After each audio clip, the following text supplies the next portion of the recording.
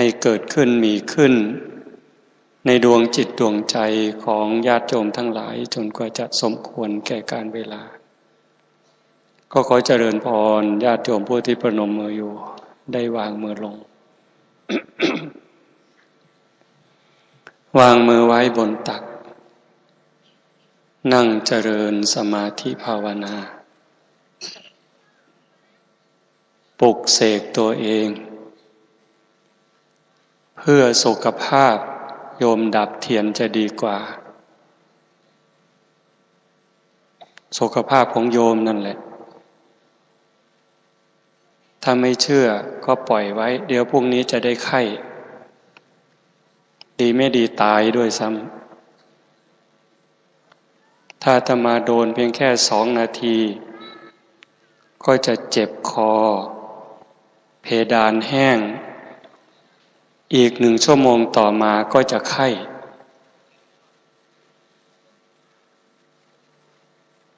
พระพุทธองค์ได้ตรัสสอนพวกเราเป็นเรื่องเป็นราวเป็นเหตุเป็นผลสัตว์โลกเป็นไปตามกรรม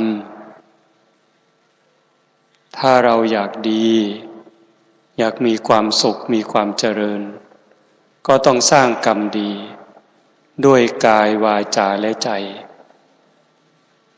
ไม่มีใครจะดลบันดาลให้เราดีเราเด่นหรือเราเสื่อมเราเสียหายนอกจากการกระทำของเราเองในเมื่อเราตั้งใจอยากจะดีอยากจะงามก็เข้าใจอยู่ถือว่าครั้งนี้เป็นครั้งแรกที่อาตมาได้มานั่งอยู่ในท่ามกลางบรรยากาศเช่นนี้เป็นครั้งแรกในชีวิตของความเป็นพระภิกษุเห็นแก่โยมที่ไปนิมนต์มาก็คิดว่าลองมาดูก็อยากให้มันเกิดประโยชน์แต่ส่วนว่ามันจะเกิดประโยชน์มากน้อยแค่ไหนก็แล้วแต่ผู้ที่จะรับเอาเมืองอุบลนี่เป็นเมืองนักปราชญ์เมืองผู้รู้เมืองบัณฑิตหลวงปู่มั่นหลวงปู่เสาหลวงปู่ชาอีกหลายๆครูบาอาจารย์ที่เราไม่รู้อาตมาไม่รู้จักญาติโยมรู้จักถึงอย่างไรก็แล้วแต่เมื่อเราลงมาถึงลานวัดนุ่งขาวห่มขาวก็ขอให้จิตใจเรามันสะอาดขึ้นโดยเฉพาะการได้ฟังธรรมซักฟอกจิตใจอาตมาก็คงไม่พูดอะไรไปมากมายแต่ขอทำความเข้าใจในเบื้องต้นว่าเราเป็นพุทธบริษัทนับถือพระพุทธเจ้าเคารพสักการะต่อคุณพระรัตนตรัยพระพุทธเจ้าเป็นพระอรหันต์ตรัสรู้โดยพระองค์เองพระธรรมคือคำสั่งสอนที่พระองค์ชี้ให้เห็นทุกข์เหตุของทุกข์ความดับลงแห่งทุกข์ทางดำเนินไปสู่ความดับทุกข์พระธรรมคำสั่งสอนของพระพุทธเจ้าเป็นไปเพื่อดับทุกข์อุปาทานพระสงฆ์สาวกของพระผู้มีพระภาคเจ้าคือผู้เชื่อฟังเป็นแบบเป็นอย่างเป็นเหมือนกับพี่ชายใหญ่พุทธบริษัทประกอบด้วยภิกษุภิกษุณีอุบาสกอุบาสิกาพระสงฆ์เป็นเหมือนกับพี่ชายใหญ่รับผิดชอบน้องๆโยมก็ลองหลับตานึกดูว่าคนที่เกิดเป็นพี่สาวเป็นพี่ชายพ่อแม่ยังมีชีวิตอยู่พี่ทั้งพี่สาวพี่ชายก็ต้องปกป้องคุ้มครองให้ความปลอดภัยให้ความสุขแก่น้องยิ่งพ่อตายจากแม่ตายจากพี่เนี่ยจะเป็นทั้งพ่อเป็นทั้งแม่ให้ความปลอดภัยให้ความอบอุ่นคุ้มกันป้องกันทั้งหมดวันนี้ก็เช่นกันเราได้ทำการสักการะบูชาต่อคุณพระรัตนตรัยอาตมาก็นั่งฟังอยู่ในรถ แม้แต่เวลานี้ญาติโยมทั้งหลายก็เหมือนกับว่าเราจะสรรเสริญคุณของพระพุทธเจ้าน้อมเอาบุญน้อมเอาบารมีของพระพุทธเจ้ามาไว้ที่ตัวแต่พระพุทธเจ้าบอกว่าพระพุทธเจ้านั้นองค์จริงๆอยู่ที่ใจทุกคนพระพุทธเจ้าองค์แท้องค์จริงก็อยู่ที่ใจเราถ้าเราทั้งหลายมีความเคารพเทิดทูนสักการะบูชาต่อคุณพระพุทธเจ้าคือปฏิบัติตามพระธรรมคำสั่งสอนพระธรรมพระวินัยแล้วเราทั้งหลายเนี่ยพากันบูชาคุณของพระพุทธเจ้าหลายๆเรื่องหลายๆอย่างตั้งแต่อามิสบูชาดอกไม้ธูปเทียนปัจจัยสี่จีวรเครื่องนุ่งห่มอาหารบิณฑบาตที่อยู่ที่อาศัยยารักษาโรคสิ่งเหล่านั้นส่งผลถ้าเราทำด้วยความศรัทธาทำด้วยความเลื่อมใสทำด้วยความตั้งใจไม่คลางแคลงเลยก่อนให้ขณะให้หลังให้ด้วยความศรัทธาให้ด้วยความเคารพให้ถูกการถูกสมัยให้ด้วยจิตหวังอนุเคราะห์ให้ด้วยการไม่เบียดเบียนเพียงแค่ทานเนี่ยพูดทั้งคืนก็ไม่จบอานิสงส์ที่จะส่งผลมาให้ผู้ที่บูชาด้วยอามิตรนั้นมีความร่ำความรวยความสวยความงามในเมื่อตกทุกข์ได้ยากได้รับการช่วยเหลือได้ใช้แต่สิ่งของที่ประเสริฐงดงามมีคุณมีค่ามีทรัพย์สมบัติแล้วไม่โดนเบียดเบียนไม่โดนลักไม่โดนขโมยนี่เพียงแค่ทานก่อนให้ขณะให้หลังให้ส่งผลให้เราเกิดในตระกูลเศรษฐีมั่งคั่งร่ำรวยบางคนรวยตั้งแต่เกิดรวยตั้งแต่อยู่ในท้องให้เหมือนกันเนี่ยของสิ่งเดียวกันเนี่ยบางคนมาร่ำรวยมีอยู่มีกินวัยกลางคนบางคนรวยได้2 วันแล้วก็ตายมันมีส่วนเกี่ยวข้องเป็นเหตุเป็นผล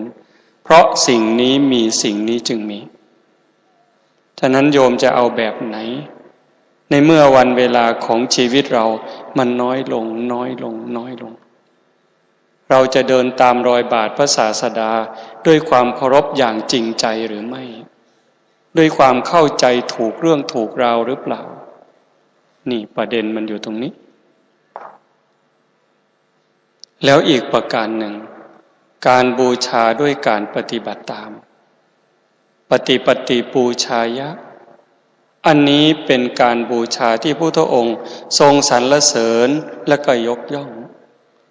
ตรัสไว้ในมหาปรินิพพานสูตรผ่านพระอานนท์โยโคอานันทะภิกขุวาภิกขุณีวาอุปาสโกวาอุปาสิกาวา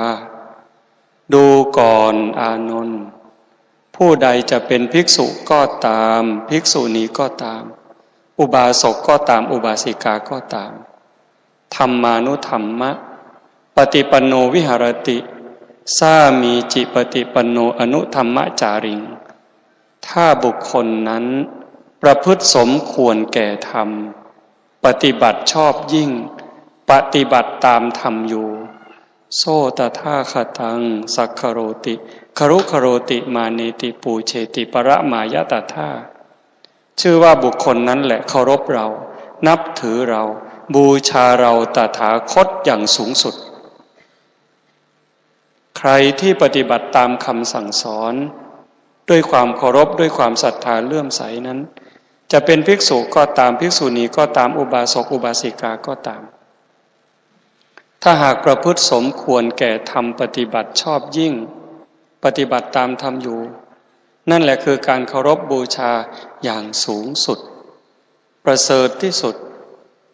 เพราะพระพุทธศาสนานั้นเชื่อกรรมกรรมวาทีวิริยะวาทีเชื่อกรรมเชื่อการกระทำคนจะล่วงพ้นจากทุกข์ได้เพราะความภาคเพียรบากบั่นของบุคคลผู้นั้นเอง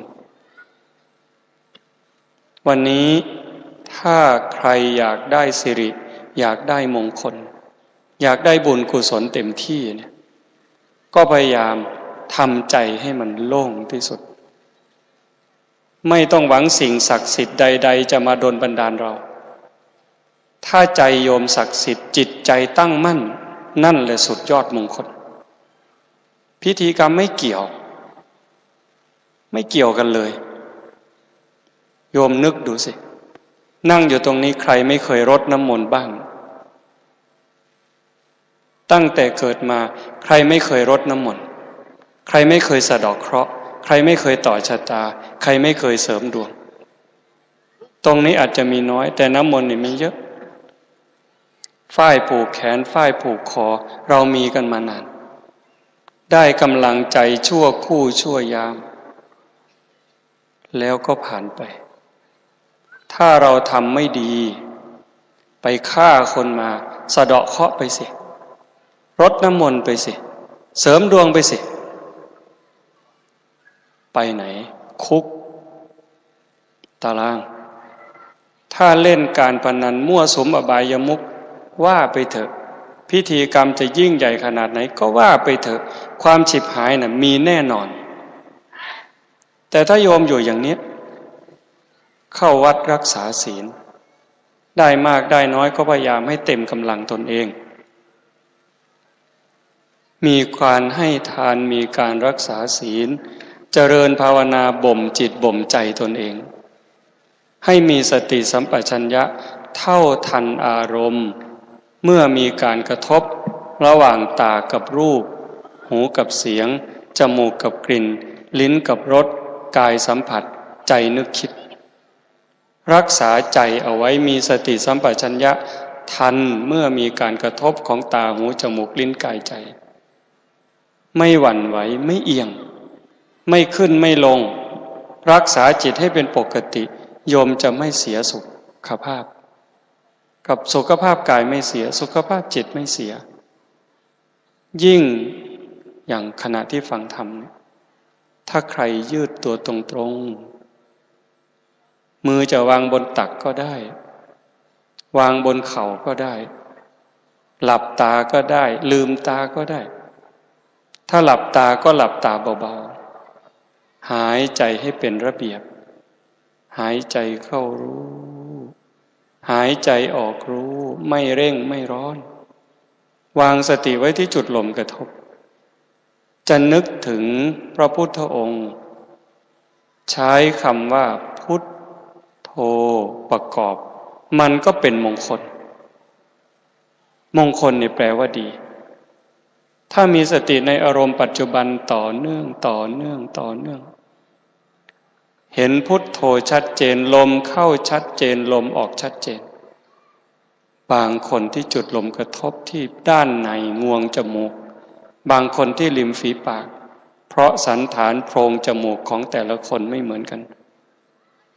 ทำอย่างไรก็ได้ยุบหนอพองหนอพุทโธลมหายใจเฉยๆหรือจะดูรูปตนเองนั่งมีสติรู้เห็นตั้งแต่ฝ่าเท้าถึงปลายผมเท้าซ้ายวางยังไงเท้าขวาวางยังไงมือซ้ายมือขวาวางยังไงกายเราตั้งตรงไหมหลับตาก็ได้นึกถึงรูปตนเองนั่งเหมือนดูคนอื่นนั่งให้มันชัดเจนอยู่ในความรู้สึก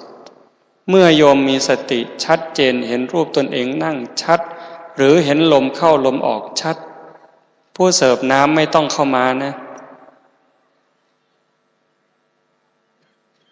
เห็นชัดเจนอย่างนี้ปั๊บ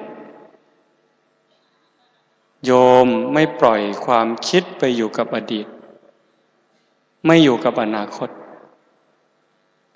ใจโยมจะเริ่มว่างขึ้นความรู้สึกเบากายเบาใจจะค่อยเกิดที่เราเป็นทุกข์ใจเครียดเป็นโรคประสาทจนกระทั่งฆ่าตัวตายเนี่ยเพราะอะไรเพราะเราไม่ได้อยู่กับเนื้อกับตัวความคิดความรู้สึกกายกับใจเดินทางคนละเส้นกายอยู่ที่นี่แต่ว่าใจอยู่ไหนไม่รู้ ไปอยู่กับอดีตคิดถึงเรื่องราวในอดีตเรื่องที่พาให้รัก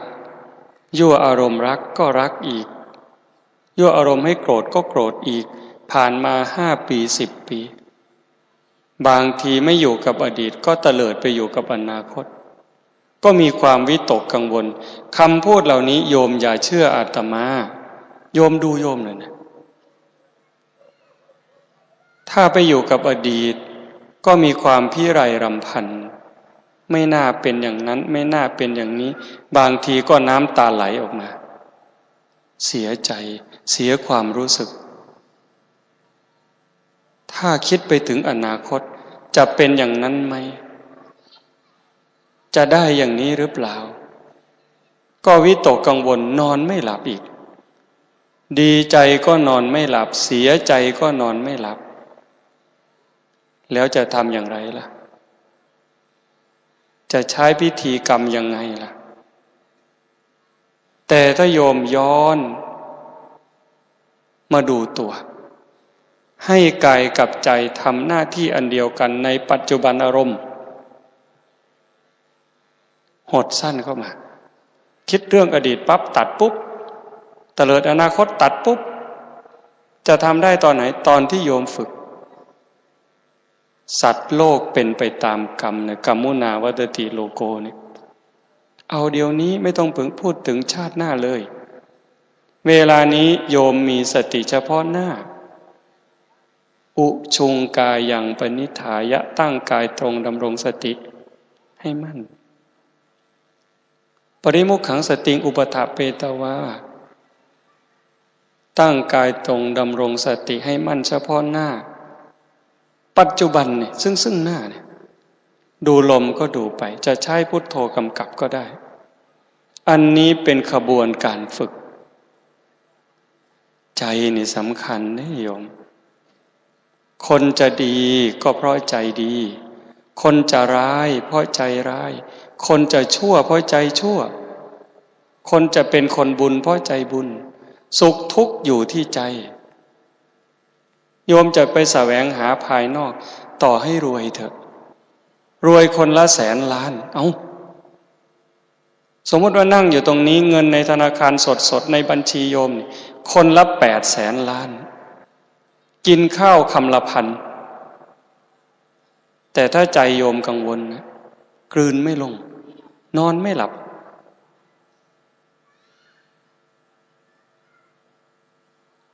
ต่อให้มีสิ่งศักดิ์สิทธิ์คุ้มครองแค่ไหนก็เถอะถ้าใจโยมกวัดแกว่งแล้วหาความสุขไม่เจอ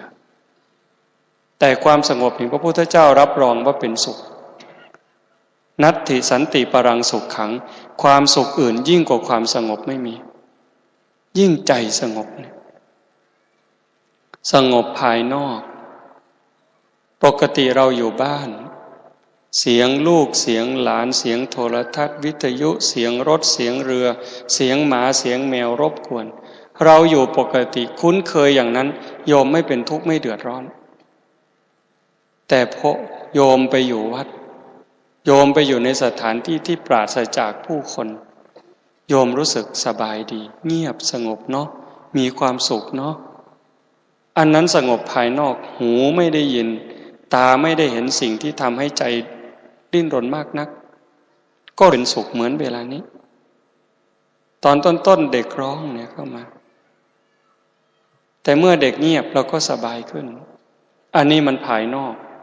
แต่ถ้าภายในจิตใจโยมที่เคยไปเคล้าเคลียอยู่กับอดีต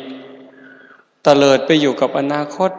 พอโยมย้อนดึงเข้ามาให้มันอยู่ในปัจจุบันหายใจเข้ารู้พูดหายใจออกรู้โทมีสติวางไว้ที่จุดกระทบพูดโทพูดโท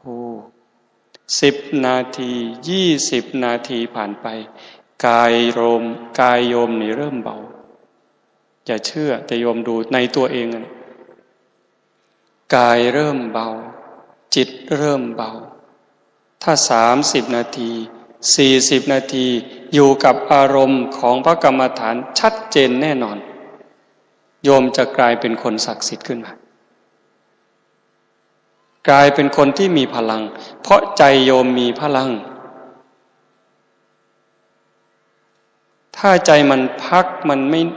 ดิ้นรนไม่กวาดแกว่งยิ่งมันสงบมันยิ่งมีพลังตรงกันข้ามนี่กับกายเราอยากให้เรามีกำลังกายต้องออกกำลังกายต้องวิ่งต้องว่ายน้ำปั่นจักรยานเล่นอะไรก็แล้วแต่พอออกกำลังหลายวันเข้า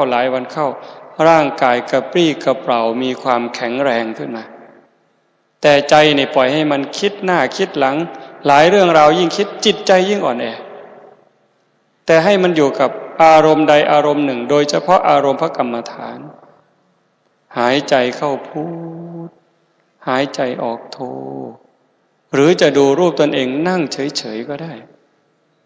เมื่อมันอยู่อย่างนี้10 นาที20 นาทีความรู้สึกผ่อนคลายจะเกิดนี่อย่าเชื่อนะอย่าเชื่อเลยอย่าเชื่อเด็ดขาดแต่โยมทำไปก่อนจะรู้สึกผ่อนคลายความรู้สึกอิ่มในใจจะเกิด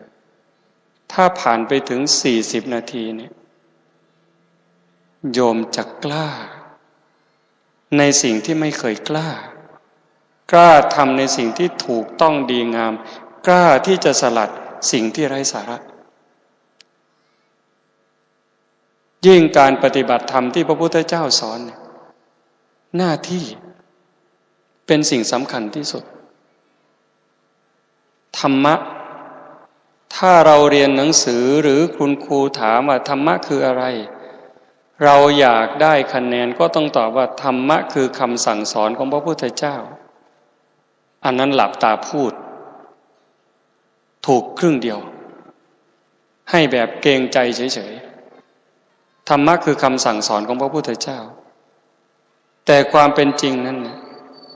ธรรมะคือความจริงธรรมะคือความจริงธรรมะคือความถูกต้องธรรมะคือธรรมชาติธรรมะคือหน้าที่ธรรมะคือหน้าที่ที่เราจะพึงกระทำโยมนั่งอยู่ตรงนี้โยมมีหน้าที่กี่อย่างมีตำแหน่งกี่อย่างหน้าที่สามีโยมทำครบถ้วนไหมยกย่องนับถือภรรยา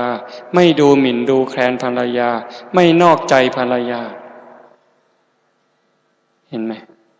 มอบความเป็นใหญ่ในบ้านให้ภรรยา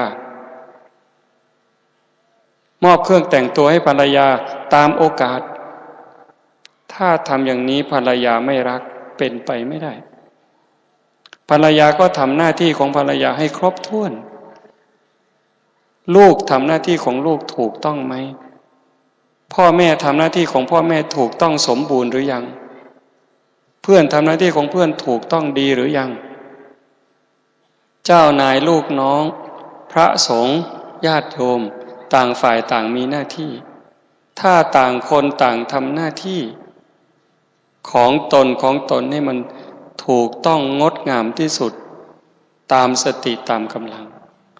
แล้วชีวิตของโยมจะมีความสุขครอบครัวจะมีความอบอุ่น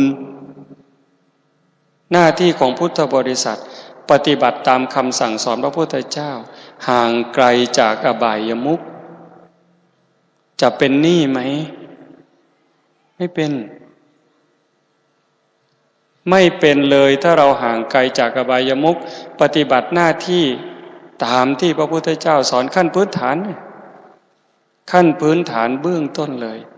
เราจะไม่มีหนี้ไม่มีสินครอบครัวจะมีความสุขแต่ถ้าเราไม่มีหลักไม่มีเกณฑ์อย่างทุกวันนี้ทุกคนล้วนแต่ดิ้นรนจะรอดแต่ละวันเนี่ยแทบตายทุกคนมีปัญหาประเดประดังทั้งหมดตั้งแต่ตื่นจนหลับปัญหาตนเองก็เต็มที่ปัญหาครอบครัวก็ประเดประดังมองไปที่ทำงานก็มีปัญหาจริงไม่จริงไม่รู้นะแต่โยมฟังเอาชีวิตตนเองก็พบปัญหาพอมองไปที่ครอบครัวก็ปัญหาพ่อปัญหาแม่ปัญหาลูกปัญหาสามีภรรยาปัญหาหลาน มองไปที่ทำงานปัญหาเจ้านายปัญหาลูกน้องปัญหาเพื่อนร่วมงานออกมาถนนขับรถมาเจอปัญหาจราจรเพราะเราไม่ปฏิบัติตามคำสอนพระพุทธเจ้าห่างศีลห่างธรรมชาวพุทธขาดระเบียบขาดความเคารพในพระธรรมคำสั่งสอนไม่ปฏิบัติตามหน้าที่นั้นแล้วอีกอย่างหนึ่งไม่ยอมรับความจริงธรรมะคือความจริงธรรมะคือความถูกต้องธรรมะคือธรรมชาติกฎของธรรมชาติเมื่อชีวิตเนี่ยมันเกิดมามันเอาความแก่มาด้วยปฏิเสธไม่ได้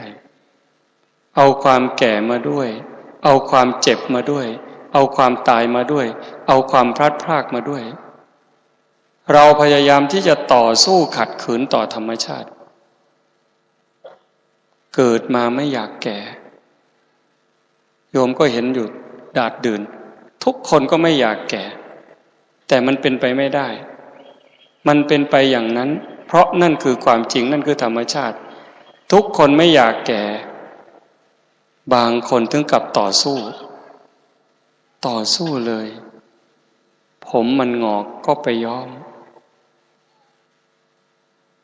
ฟันมันหลุดมันร่วงเราไปใส่อันนี้ไม่ว่ากันเพราะต้องการขบเคี้ยวอาหารหนังมันเหี่ยวมันย่นก็ไปทำอย่างที่เราได้ยินข่าวตกแต่งอะไรก็เยอะแยะเป็นสิทธิ์ที่จะทำได้แต่เมื่อไม่รับความจริงความทุกข์มันก็บีบคั้นทุกข์ใจทุกข์อุปาทานทุกข์เพราะรักทุกข์เพราะชังทุกข์เพราะเกลียดทุกข์เพราะกลัวทุกข์เพราะอิจฉาริษยาอาตมาถามโยมว่าใครบ้างที่ตั้งแต่เกิดมายังไม่เคยอิจฉาคนมีไหมตั้งแต่เกิดมาไม่เคยอิจฉาคนเลยทุกครั้งที่เราเกิดความรู้สึกอิจฉามันเป็นสุขหรือเป็นทุกข์แน่นอนอาตมาว่ามันยิ่งกว่าไฟแต่คนส่วนมากรวมทั้งอาตมาด้วยเวลามันโง่มาเนี่ยรู้ว่ามันเป็นทุกข์รู้ว่ามันเดือดร้อนคนที่เราอิจฉาเขาอาจจะไม่รู้เรื่องเลยเจอหน้าเราเขาอาจจะยกมือไหว้ยิ้มให้เราอีกต่างหากเรานี่จะตายความโง่เช่นนี้จะสะเดาะออกไปยังไงนี่โกรธเขาเวลาโกรธเขาแล้วเราเป็นทุกข์พระพุทธเจ้าบอกว่าความโกรธเป็นไฟความโลภเป็นไฟความหลงเป็นไฟแต่ไม่ใช่ไฟส่องสว่างให้กับจิตแต่เป็นไฟมืดจิตยิ่งมืดยิ่งบอดตรงนี้ต่างหากถ้าเราย้อนมาดูใจเวลาที่เรารักเป็นทุกข์หรือเป็นสุขมองเผินๆแบบสายตาของชาวบ้านก็บอกว่ามันเป็นสุขแต่มันซ่อนดอกเบี้ยของความทุกข์อยู่เท่าไหร่เวลาพลัดพรากก็ทุกข์คิดถึงก็ทุกข์ห่วงใยก็ทุกข์คนโกรธล่ะเวลาโกรธทุกข์อีกพระพุทธเจ้าบอกว่าไม่มีอะไรเกิดนอกจากทุกข์ในโลกนี้มีแต่ทุกข์เท่านั้นเกิดขึ้นมีแต่ทุกข์เท่านั้นดับไปในเมื่อเราจะร่วมพิธีมหาพุทธาภิเษกได้ยินหลวงพ่อประกาศว่าพิธีมหาพุทธาภิเษกเสกใครจะเสกพระพุทธรูปหรือจะเสกใจเราให้เป็นพุทธะโยมลองตอบในใจจะเสกพระพุทธรูปให้ศักดิ์สิทธิ์เป็นสิริมงคลหรือจะเสกใจตนเองเนี่ยให้เป็นพุทธะผู้รู้เหตุรู้ผลเหตุของความเสื่อมเหตุของความเจริญอะไรควรอะไรไม่ควรควรทำไม่ควรทำควรพูดไม่ควรพูดควรคิดไม่ควรคิดหน้าที่อะไรควรทำหน้าที่ของลูกโยมทำสมบูรณ์ไหมหน้าที่ของภรรยาสามีสมบูรณ์หรือยัง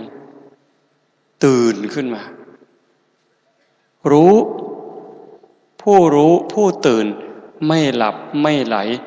ไม่งมงายไร้สาระผู้รู้ผู้ตื่นผู้เบิกบาน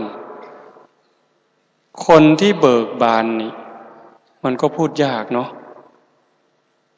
คนฟ้อนรำหน้ากลองยาวเวลาแห่กลองยาวแล้วก็ฟ้อนรำไปหน้ากลองยาวนี่โยมว่าเขาเบิกบานไหมแบบนี้เบิกบานไหมถือไมค์ร้องคาราโอเกะกินเหล้าไปด้วยกับแกล้มไปด้วยถือไมค์ร้องเพลงหน้าชื่นตาบานถามว่าเขาเบิกบานไหมเอาแบบโลกโยมเคยเป็นหนี้ไหมเมื่อโยมใช้หนี้หมดสมมุติว่าเป็นหนี้เขา100 บาทในชีวิตเป็นหนี้แค่100เมื่อยังไม่ได้ใช้หนี้เขาเนี่ยเจอหน้าเจ้าหนี้เมื่อไหร่บางทีก็ยิ้มให้บางทีก็หลบหน้าแต่ใจเนี่ยมันบอกว่ายังไม่มีเงินใช้หนี้มันอายเขาแต่เมื่อได้ใช้หนี้เขา100ปั๊บแถมดอกเบี้ยอีก2 บาทโยมสบายใจไหมเนี่ยนี่เบิกบานแบบโลกถ้าทางธรรมล่ะเราไม่ได้ทำบาปทำกรรมอกุศลใดๆทั้งสิ้นทำแต่บุญแต่กุศลนึกถึงบุญที่ตนเองได้ไปทอดกฐินได้ทอดผ้าป่าสร้างกุฏิสร้างศาลาไปเลี้ยงเด็กกำพร้าเลี้ยงเด็กพิการนึกถึงแล้วมันเบิกบานในใจตรงนี้ต่างกันกับถือไมค์ร้องคาราโอเกะนี่ผู้รู้ผู้ตื่นผู้เบิกบานผู้มีความสะอาดใจสะอาดจากความโลภความโกรธความหลงความอิจฉาริษยาอาฆาตพยาบาทจองเวรกายสะอาดอาบไปเถอะสีไปเถอะอีกหน่อยมันก็สกปรกเพราะร่างกายมันมีแต่ของเน่าของเสียไหลออกตลอดเวลาโยมไม่ต้องเชื่ออาตมาถ้าร่างกายโยมมันสะอาดก็สะอาดไปเถอะสรีระยันตังจตุจักกังนวทวารังสรีระยนต์คือร่างกายเรานี้มีล้อ4 ล้อยืนเดินนั่งนอนผสมประสานจึงอยู่ได้จึงมีชีวิตอยู่ได้แต่ในขณะที่เป็นไปเนี่ยท่อไอเสีย9 ท่อนี่ขับของเสียออกมา9 ท่อนี่เป็นอย่างต่ำรถยนต์มันแค่ท่อเดียวก็ยังเหม็นควันมันขนาดนั้นแต่ร่างกายเราขับออกมาทางตาท่อไอเสีย2 ท่อตานี่ขับขี้ตาออกมาขี้หูออกมาขี้จมูกออกมาขี้ปากขี้ฟันอุจจาระปัสสาวะรูขุมขนอีกเท่าไหร่อบอาบไปแค่ไหนอีกไม่นานมันก็ไหลออกตลอดเวลานี่คือร่างกายไม่อยากให้เป็นมันก็เป็นเพราะธรรมชาติเป็นอย่างนั้นแต่ถ้าใจสะอาดอย่างโยมนั่งสมาธิตั้งอาตมาเริ่มเทศมาประมาณ30 นาทีถ้าเราดูลมเข้าลมออกหรือพุทโธต่อเนื่องมันจะตัดอารมณ์ได้เป็นพักๆเมื่อสติสัมปชัญญะเราเข้มข้นมันจะตัดอดีตอนาคตออกไปเห็นลมเข้าลมออกชัดเจนนั่นคือภพชาติหลุดร่อนไปถึง6 ภพ 6 ชาติบาปไม่เกิดอกุศลไม่เกิดมีแต่ความเบิกบานเข้ามาสะอาดสว่างตาด้วยแสงไฟนี่ใครก็พูดเป็นสว่างตาด้วยแสงไฟสว่างใจด้วยแสงธรรมเมื่อโยมมีสติสัมปชัญญะในอารมณ์ปัจจุบันถ้าจิตมันได้พักพอสมควรจะเห็นอะไรชัดเจนขึ้นสิ่งผิดสิ่งถูกสิ่งดีไม่ดีสิ่งควรไม่ควรเห็นอดีตชัดเห็นอนาคตชัดเมื่อเราทบทวนอะไรควรละอะไรควรเจริญ นั่นคือสติปัญญามันสว่างสะอาดสว่างสงบเมื่อไม่เห็นโทษไม่เห็นทุกข์ไม่เห็นบาปเห็นอกุศลจิตใจมันก็เริ่มสงบลงสงบลงเมื่อสงบมากความสุขก็มากสงบน้อยความสุขน้อยถ้าสงบถึงที่สุดก็คือมีความสุขที่สุดนัตถิสันติปรังสุขขังความสุขอื่นยิ่งกว่าความสงบไม่มีฉะนั้นอุบายที่เราทำกิจกรรมในวันนี้เราตัดเรื่องศักดิ์สิทธิ์ออกไปตัดเรื่องศักดิ์สิทธิ์ที่หลวงพ่อพระพุทธรูปจะดลบันดาลให้เราอยู่เย็นเป็นสุขร่ำรวยตัดออกไปเลยแต่เราจะสร้างใจของเราให้เป็นจิตพุทธะให้จิตเราสงบให้มันมีความสว่างมีความสะอาดเป็นผู้รู้ผู้ตื่นผู้เบิกบานศักดิ์สิทธิ์อยู่ที่ตัวศักดิ์สิทธิ์อยู่ที่ใจศักดิ์แปลว่าอำนาจสิทธิคือความสำเร็จคือสิ่งที่เราควรจะได้อำนาจที่จะนำพาไปสู่ความสำเร็จในสิ่งที่เราหวังโยมทุกคนหวังความสุขหวังความเจริญหวังความรุ่งเรืองหวังความร่ำรวยอะไรได้ทั้งนั้นอยากมีอายุยืนก็ได้แต่เราจะไปขอพรใครไม่ได้นะอยากอายุยืนต้องรักษาสุขภาพกายสุขภาพจิตอย่าให้จิตขุ่นมัวอย่าไปโกรธเขาอย่าไปอาฆาตแค้นใครหมั่นให้อภัยหมั่นให้เมตตาอานิสงส์ของการแผ่เมตตาอานิสงส์ของการเจริญเมตตา10 ข้อ 11 ข้อนั่นไม่โดนไฟไหม้ไม่โดนศาสตราอาวุธไม่โดนยาพิษมากมายมหาศาลต้องทำเอานะโยมลองนึกสิถ้าทำให้ได้ใครล่ะจะเมตตาสรรพสัตว์เกินพระพุทธเจ้าในโลกโยมคิดด้วยเหตุผลนะอย่าเชื่อง่ายเดี๋ยวโง่คนที่เมตตาเหล่าสรรพสัตว์ยิ่งใหญ่ที่สุดไม่มีใครเกินพระพุทธเจ้าจนเราได้กล่าวคำว่ามหากรุณาธิคุณปรารถนาให้พ้นไปจากทุกข์คนอย่างพระพุทธเจ้าหายากที่สุดนับถอยหลังไป91ลูกโลกเนี่ยโลกที่91มีพระพุทธเจ้า1พระองค์วิปัสสีสัมมาสัมพุทธเจ้าจากนั้นลูกที่90ถึงลูกที่60ลูกโลกว่างไม่มีพระพุทธเจ้ามาเกิดมาตรัสรู้มาสอนโลกแผ่นดินนี้นะเกิดแล้วแตกสลายไปไม่มีเลยลูกที่30นั่นแหละมี2พระองค์สิกขีสัมมาสัมพุทธเจ้าเวชภูสัมมาสัมพุทธเจ้าจากลูกที่30ถอยมาก่อนลูกนี้29ลูกโลกว่างอีกเหมือนกันโลกลูกนี้รวยที่สุดงดงามที่สุดเรียกว่าภัทรกัปป์จะมีพระพุทธเจ้ามาตรัสรู้5พระองค์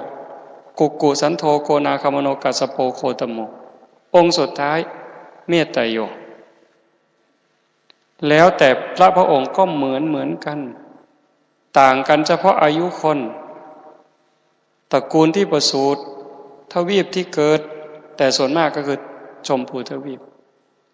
ต้นไม้ในการตรัสรู้แต่ตรัสรู้อริยสัจ4เหมือนกันทุกข์สมุทัยนิโรธมรรคเหมือนกันทั้งหมดพระมหากรุณาธิคุณมากมายเหมือนกันไม่อยากให้ใครเป็นทุกข์ถ้าพิธีกรรมมันช่วยเหลือได้พระเทวทัตไม่ตกนรกนางกินจมานาวิกาก็ไม่ตกนรกพระองค์สะเดาะแล้วก็ความรักความเมตตาของพระองค์บอกว่ามีความรู้สึกเช่นไรกับพระเทวทัตก็เหมือนกับราหุลมีความรักมีความเมตตาต่อราหุลอย่างไรก็มีความรู้สึกเช่นนั้นกับพระเทวทัตเหมือนกันพระพุทธเจ้าไม่รักแบบมีกิเลส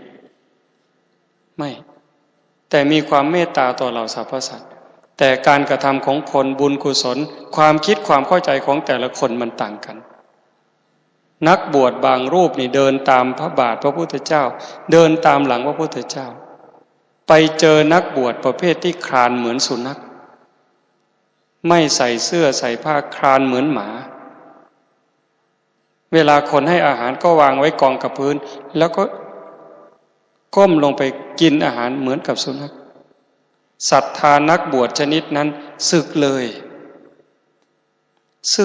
ถอดผ้าเหลืองบอกว่าพระพุทธเจ้านี่ไม่เข้าท่าไปเป็นลูกศิษย์พวกนั้นเลย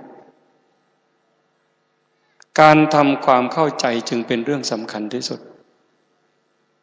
อาตมาไม่ได้ลบหลู่ไม่ได้ดูหมิ่นนะแต่จะบอกว่าสิ่งที่เราควรจะให้ศักดิ์สิทธิ์ที่สุดคือใจโยมให้มันมีเหตุมีผลมีความมั่นคงถ้าเราเจริญสติเจริญสมาธิให้มันเข้มข้นขึ้นมันจะทันอารมณ์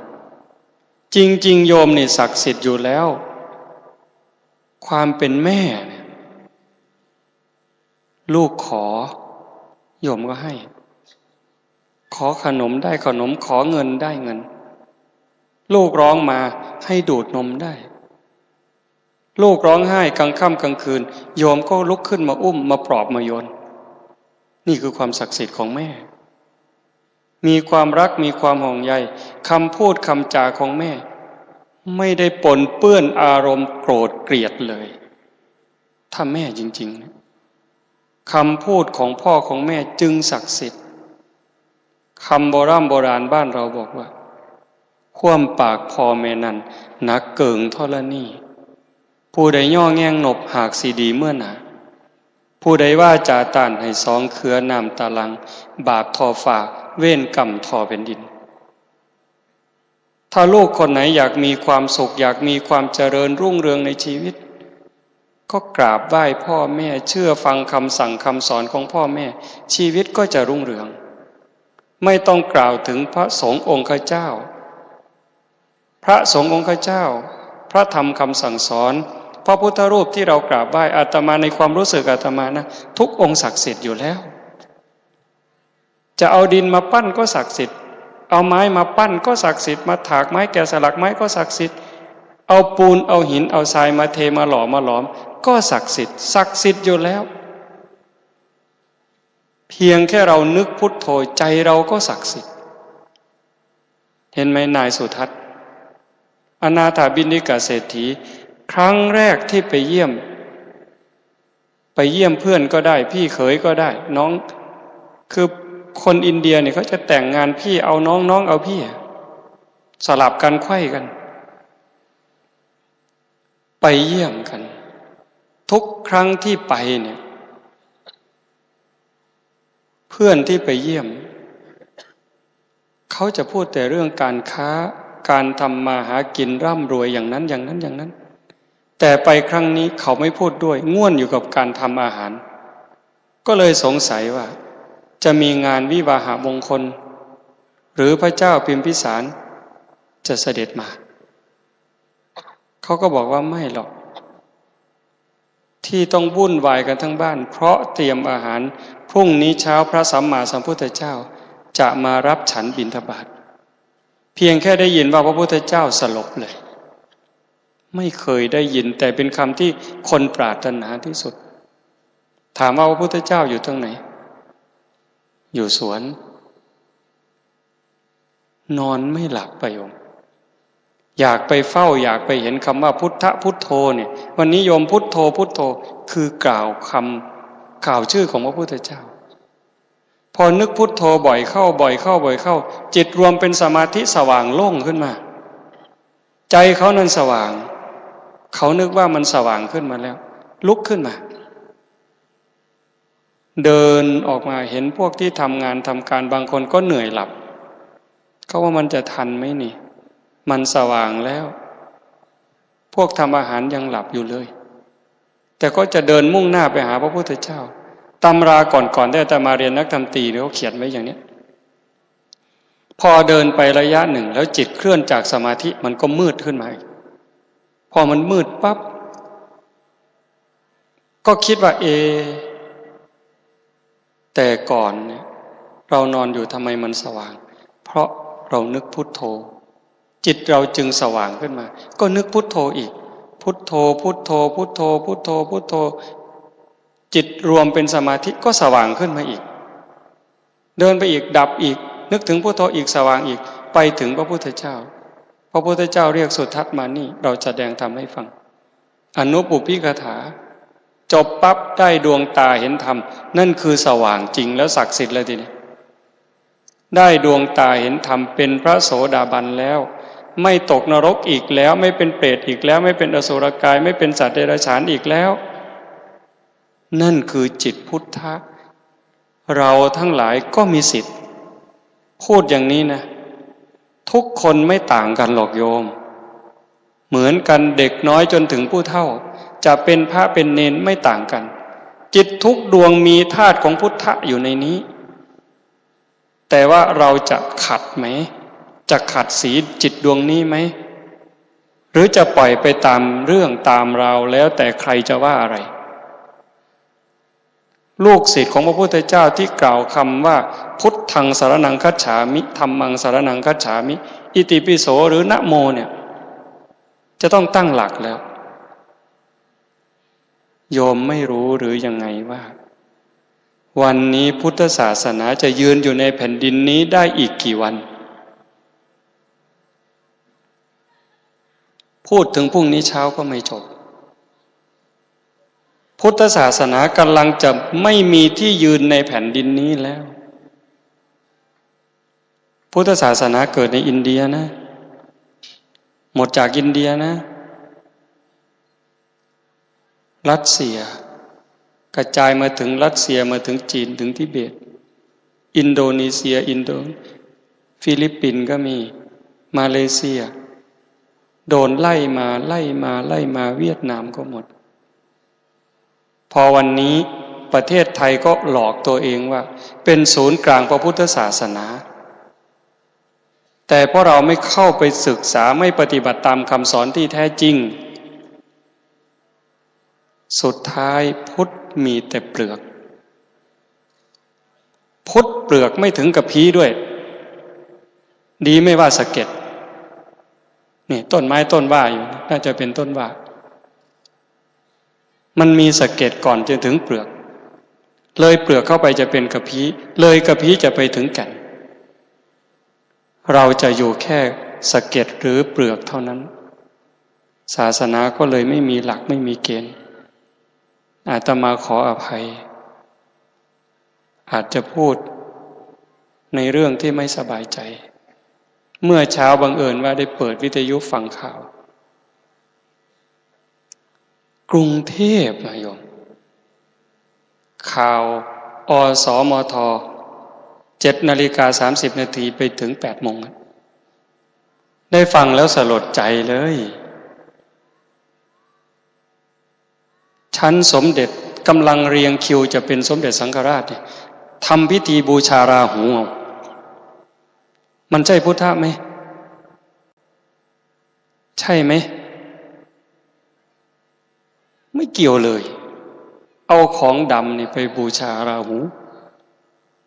ของดำ9 ชนิดอะไรก็ไม่รู้แหละอาตมาว่าเหลืออย่างเดียวอันที่10คือใจดำใจดำของสาวกพระพุทธเจ้าเนี่ยผู้ปฏิญาณตนพุทธังธัมมังสังฆังสรณังคัจฉามิแต่หักหลังแล้วก็หลอกลวงพุทธบริษัทด้วยพี่น้องเพื่อนร่วมทุกข์เกิดแก่เจ็บตายหลอกลวงเขาใจดำที่สุดเลยวัดดังๆในประเทศไทยนี่ในกรุงเทพที่ฟังนี่อย่างน้อยๆ3 วัดทำพิธีวันนี้โยมลองนึกว่าถ้าสมมติว่าองค์สมเด็จพระบรมศาสดาสัมมาสัมพุทธเจ้า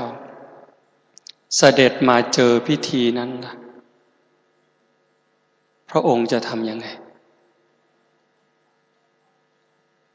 โยมอย่าคล้อยตามอาตมานะแต่นึกด้วยสามัญสำนึกไม่ต้องพูดถึงพระพุทธเจ้าก็ได้ถ้าสมมติว่าพระมหาโมคคัลลานะท่านมาเหาะมาเดินมาหรือขี่เครื่องบินมาก็ตามมาเจอพิธีกรรมเช่นนั้น พระมหาโมคคัลลานะจะทำอย่างไรโยมวะนี่พุทธศาสนาเราไม่ได้เข้าไปหาคำสอนอาตมาก็ปุถุชนกิเลสหนายิ่งกว่ายังไม่บวชอีกแต่ว่าด้วยความสำนึกรักหวงแหนห่วงใยจึงอยากให้พี่น้องเราทั้งหลายตั้งหลักตั้งสติอะไรศักดิ์สิทธิ์ก็ไม่เกินใจโยมศักดิ์สิทธิ์นะใจโยมดีมีศีลมีธรรมมีความรักมีความเมตตาต่อเพื่อนร่วมทุกข์เกิดแก่เจ็บตายพระพุทธเจ้าโพธิสัตว์นั้น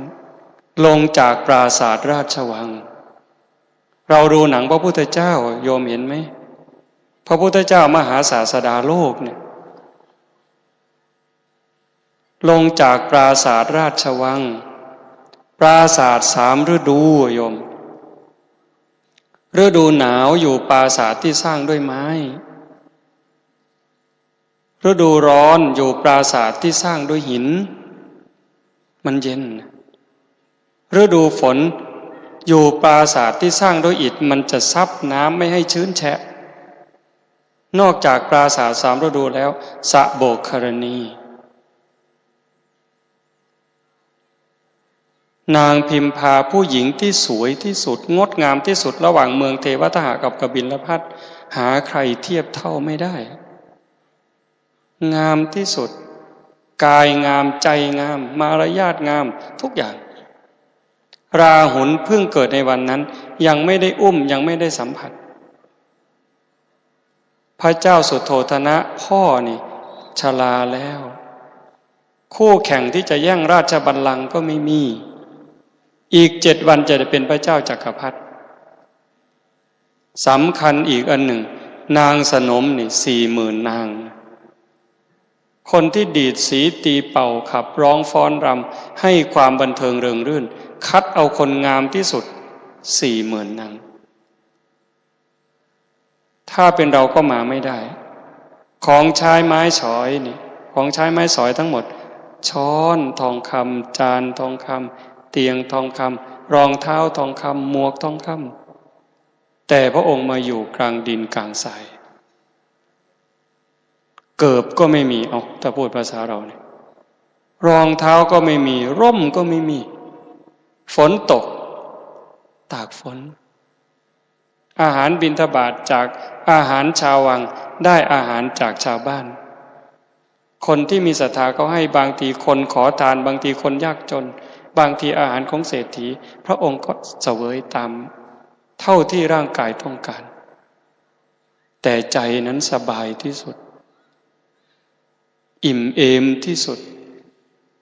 อยู่อย่างต่ำกลางดินกลางทรายแต่จิตใจพยายามจะยกขึ้นสูงให้สูงกว่าอำนาจของกิเลสความโลภความโกรธความหลงความอิจฉาริษยานั้นฉะนั้นเมื่อโยมเข้าสู่พิธีนี้ก็ว่าไปเถอะว่าไปแต่ที่อาตมาพูดเพื่อเตือนสติโยมทั้งหลายว่าพิธีก็คือพิธีแต่วิธีเนี่ยมันสำคัญวิธีที่จะยกใจของเราให้เป็นจิตใจที่มีคุณภาพ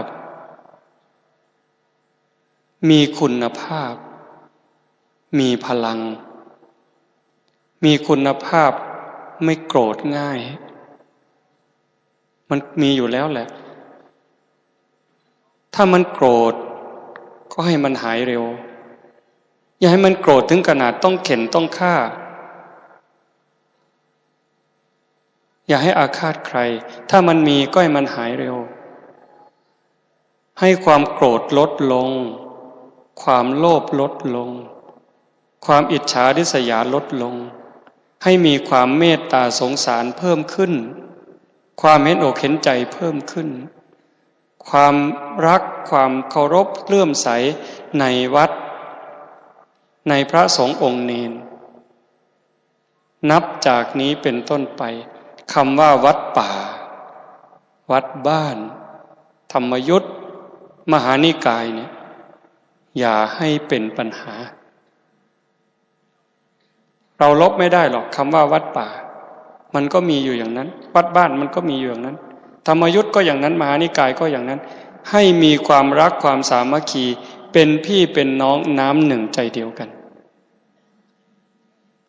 ไปได้ทุกวัดนั่นคือวัดของพระพุทธเจ้านั่นคือวัดของพ่อแม่ปู่ย่าตายายเราสร้างมาอย่าแตกแยกแบ่งกันวัดป่าวัดบ้านธรรมยุทธมหานิกายมีความรักความเข้าใจช่วยเหลือหยิบยื่นแบ่งปันในชุมชนก็เช่นกัน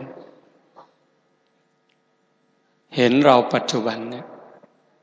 เอาเปรียบรุกที่ฝังรั้วก็จะรุกที่ปลูกต้นไม้ก็ใกล้เขตแดนเสกไปสิถ้าความโลภอย่างนี้มันยังเกิดจะมีใครรักเราจะมีใครเมตตาเราถ้าเราไปโกงที่เขาเบียดเบียนที่เขาฝังรั้วก็กินที่เขาใครจะรักลงขยะพอพ้นมือเราแล้วแต่ใครจะเก็บแล้วแต่ใครจะรักษาอันนี้จะงดงามได้อย่างไรถ้าเรารับผิดชอบต่อส่วนรวมต่อสถานที่ที่เราอยู่ชุมชนที่เราอาศัยทิ้งขยะเป็นที่เป็นทางไม่ใช่หน้าที่เราก็ลองทำดูโยมอยากเห็นสวรรค์ไหมอยากเห็นสวรรค์ไหมลองดูเถอะพรุ่งนี้เนี่ยหรือเลิกจากงานนี้พรุ่งนี้เช้าเก็บขยะช่วยกันพลาสติกขวดน้ำเก็บตรงนี้ว่าในวัดโยมก็สบายใจอย่างหนึ่งแต่สมมุติว่าอยู่ในชุมชนหมู่บ้านของเราที่อยู่ไม่ได้เกี่ยวกับหน้าบ้านเราไปเดินไปเห็นขวดพลาสติกหรือว่าขวดแก้วเอาขวดแก้วก็ได้ที่มันแตกอยู่กลางถนนถ้าโยม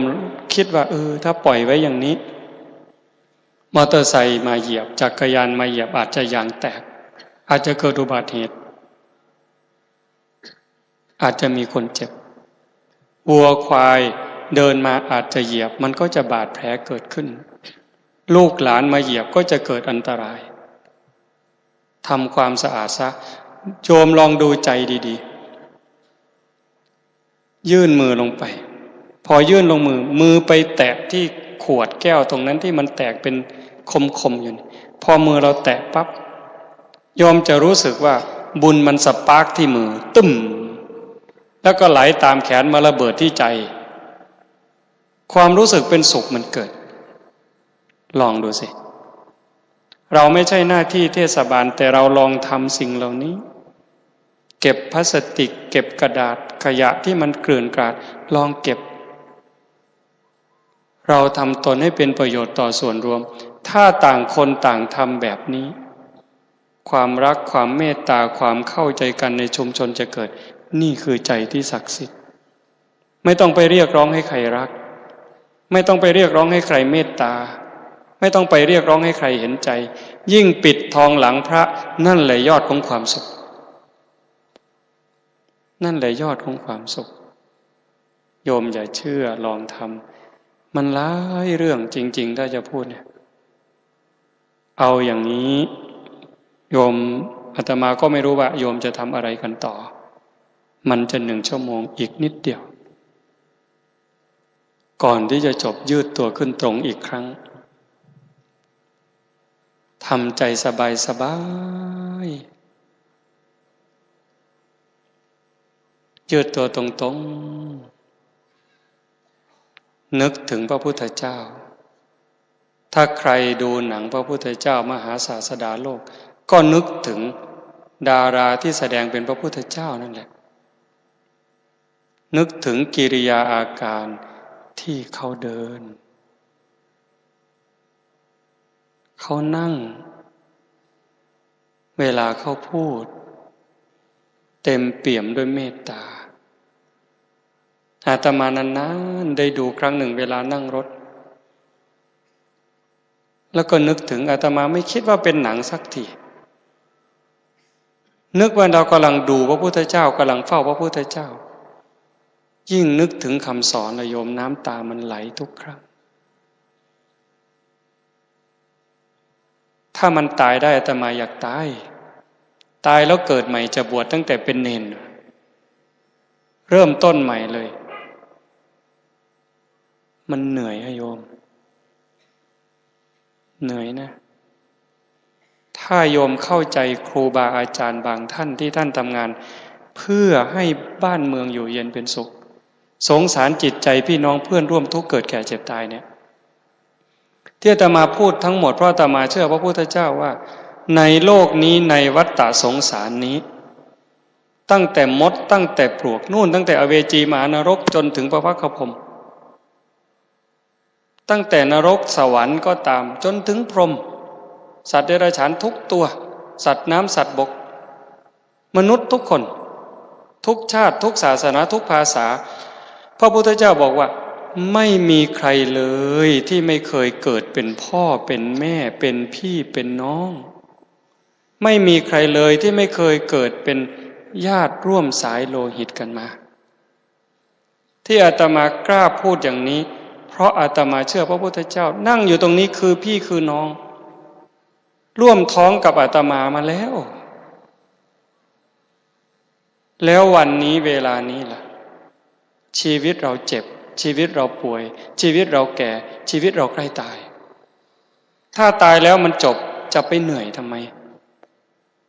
ถ้าตายแล้วจบเหนื่อยทำไมแต่พระพุทธเจ้าบอกว่าบาปมีบุญมีชาติหน้ามีชาติก่อนมีนรกมีสวรรค์มีทำดีก็ดีทำชั่วก็ชั่วเรื่องของคนนั้นถ้าเราคิดถูกต้องพูดถูกต้องกระทำในสิ่งที่ถูกต้องดีงามใครจะบอกว่าชั่วมันก็ไม่ได้ชั่วถ้าเราคิดถูกต้องดีงามกระทำในสิ่งที่ถูกต้องดีงามพูดในสิ่งที่ถูกต้องดีงามใครจะประณามทั้งโลกเราก็ไม่ได้เลวไม่ได้ชั่วแต่ถ้าคิดไม่ถูกล่ะคิดไม่ถูกต้องพูดไม่ถูกต้องกระทำในสิ่งที่ไม่ถูกต้องต่อให้ใครสรรเสริญทั้งโลกมีโล่รางวัลให้มีใบประกาศให้สายสะพายมันก็ชั่วอยู่ดีจะทำอย่างไรทีนี้นึกถึงครูบาอาจารย์ที่ทำงานบอกสอนหลักศีลหลักธรรมแทบล้มแทบตายนะเหนื่อยนะต้องมาปวดหัวอยู่เนี่ยขึ้นภูเขาไปอยู่มุกดาหารตั้งแต่วันที่10ถึงวันที่16ตอนเช้าวันครูเสร็จจากนั้นวิ่งไปกราบหลวงปู่ล่าไปหลวงปู่ศรีออกจากนั้นมาไป101เมื่อคืนกลับถึงวัดเกือบตี 1เห็นได้หลายอย่างโยมนึกถึงพระพุทธศาสนาสะอาดเกินงดงามเกินบริสุทธิ์เกินดีเกินแต่จะแพ้ต่อความเลวร้ายแล้วเราชาวพุทธเองถ้ายืนไม่ถูกหลักเข้าใจไม่ถูกที่เรานี่เป็นผู้ทำลายพระพุทธศาสนาเหยียบย่ำซ้ำเติมทำลายพระพุทธศาสนาแบบไม่รู้ตัวบางครั้งก็ตั้งใจทำโดยไม่รับผิดชอบเราจะกลายเป็นคนที่เนรคุณเป็นคนอกตัญญูเป็นคนหักหลังพระพุทธเจ้าน่าสะท้อนใจที่สุดฉะนั้นต้องย้อนเข้ามาโอปนยิโกเป็นสิ่งที่ควรน้อมเข้ามาโยมต้องมั่นใจนะคำสอนพระพุทธเจ้าเนี่ยมรรคผลไม่พ้นสมัยทำดีวันนี้ก็ดีทำชั่ววันนี้ก็ชั่วพุทธศาสนาไม่มีเสื่อมไม่เคยเสื่อมแล้วก็จะไม่เสื่อมโยมต้องมั่นใจพระพุทธเจ้าบอกว่าตราบใดถ้าพุทธบริษัทยังเป็นอยู่โดยชอบโลกนี้จะไม่ว่างจากพระอรหันต์แต่ผู้นั้นต้องเพียรเองต้องปฏิบัติเองพิธีนั้นช่วยเหลือให้เกิดความสบายใจได้ชั่วระยะแต่วิธีการจะปลดไปทีละอย่างทีละอย่างทีละอย่างปลดสิ่งที่เป็นภาระโยมมีการศึกษาอยู่ตรงนี้แต่มาว่ามีครูบาอาจารย์มีผู้จบปริญญาก็เยอะนึกถึงยานอวกาศไหมเขายิงยานอวกาศออกไปนอกโลกนู่นไปดาวอังคารไปดวงจันทร์ก็เถอะมันจะปลดทีละอย่างทีละอย่างทีละเปราะทีละเปราะน้อยลงน้อยลงจะเบาไปเบาไปเบาไปใจเราก็เหมือนกันจะไปหาพระพุทธเจ้านี่ต้องปลดไปทีละอย่างทีละเล็กทีละน้อยโลภโกรธหลงอิจฉาริษยาโดยเฉพาะความลุ่มหลง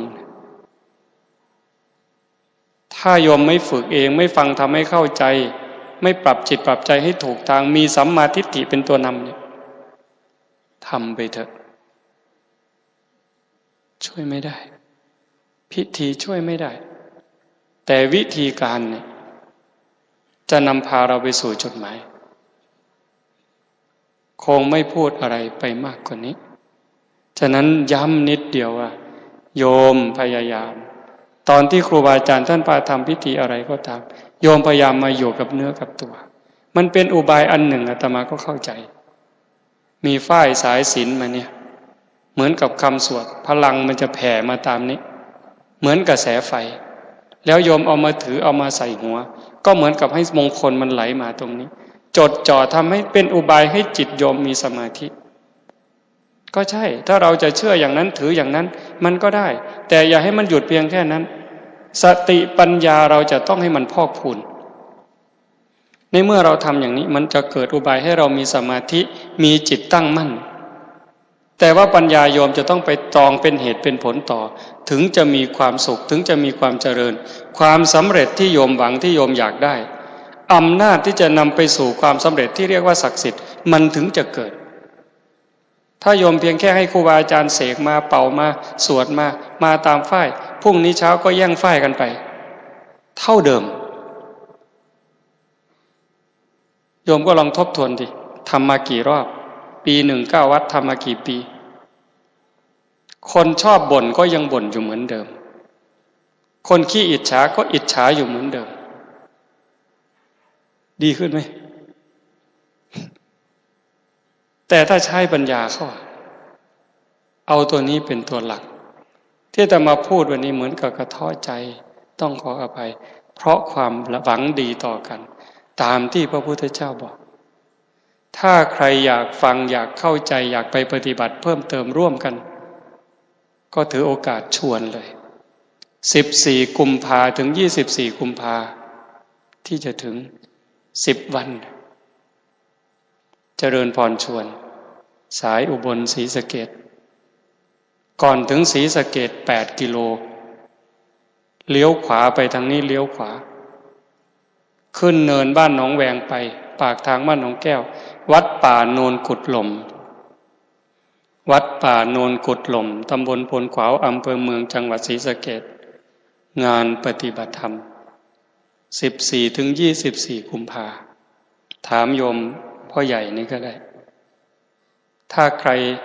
มีเฟซมีไลน์ก็ลองเข้าไปดูอาตมาก็เล่นไม่เป็นไม่รู้แต่ว่าพระเขาทำโยมเขาทำวัดป่าโนนกุดหล่มก็เข้าไปดู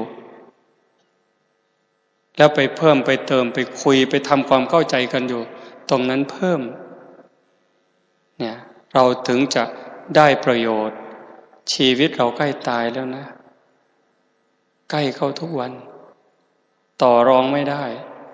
สิ่งที่เราจะเอาจากโลกนี้ไปคืออะไรข้าวของเงินทองทรัพย์สินสมบัติเป็นของโลกเรายืมใช้ชั่วคราวเดี๋ยวก็คืนแต่บุญกุศลนี่เป็นสมบัติของจิตยิ่งสติปัญญาที่เราทำตามพระพุทธเจ้าเกิดสติเกิดปัญญาปัดเป่าความไม่รู้ให้มันหมดไปบางไปหมดไปบางไปนั่นคือความเบาของจิตยิ่งความไม่รู้หมดไปมากเท่าไหร่พุทธะยิ่งแจ่มจรัสขึ้นเท่านั้นจิตเราก็ขยับใกล้พระพุทธเจ้าเข้าไปทุกขณะทุกขณะทุกขณะวันนี้สมควรแก่เวลาขออนุโมทนาสาธุกับญาติโยมทุกคนทุกท่านที่มาร่วมกิจกรรมในวันนี้ขออาราธนาอานุภาพแห่งองค์สมเด็จพระบรมศาสดาสัมมาสัมพุทธเจ้าพระธรรมคำสั่งสอนหมู่พระอริยเจ้าอริยสงฆ์ผู้ทรงศีลทรงธรรมคุณงามความดีบุญกุศลทั้งหมดที่ญาติโยมได้สร้างได้ทำมาตั้งแต่อดีตจนถึงปัจจุบันก็ขอบุญกุศลเหล่านั้นจงหลอมรวมเป็นตบะเป็นเดชะเป็นพลวะปัจจัยเอื้ออำนวยหนุนส่งให้ญาติโยมทุกท่านจงเป็นผู้เจริญงอกงามในพระสัทธรรมคำสั่งสอนขององค์สมเด็จพระบรมศาสดาสัมมาสัมพุทธเจ้ามีสัมมาทิฏฐิได้มีโอกาสประพฤติธรรมปฏิบัติธรรมให้ได้เข้าถึงธรรมที่ยังไม่เข้าถึงได้รู้แจ้งธรรมที่ไม่ทันได้รู้แจ้งจนสามารถนำตนให้พ้นทุกข์ ได้มีความสุขกายสุขใจปรารถนาสิ่งหนึ่งประการใดหากเป็นไปโดยชอบประกอบด้วยธรรมแล้วก็ขอให้ความหวังความปรารถนานั้นจงสำเร็จทุกๆประการโดยทั่วกันทุกท่านทุกคนทุกรูปทุกนามเทอญ สาธุ